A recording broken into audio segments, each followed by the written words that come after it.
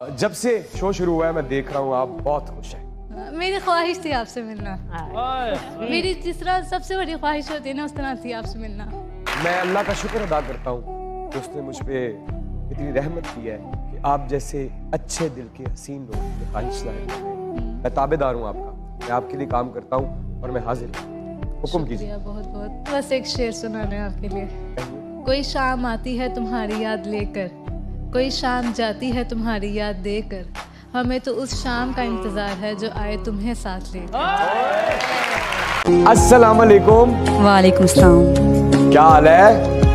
आपको देख के पता नहीं चल रहा। क्या मतलब मैं आपकी बहुत बड़ी फैन हूँ और मैं सिर्फ आपको देखने आई थी यहाँ पे। अरे आपके आने का बहुत बहुत शुक्रिया।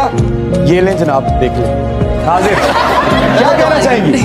मैं आपके लिए एक शेर कहूँगी। प्लीज प्लीज कहिए प्लीज। इधर बैठेंगे आप? हाँ बिल्कुल सुनेंगे ना हम, क्यों नहीं। निसाबे जिंदगी जिस पे लिखा है, किताबे दिल वो बस्ते में पड़ी हैं, ओए वो ऐसे ढूंढने निकले हैं जैसे मोहब्बत जैसे रास्ते में पड़ी है।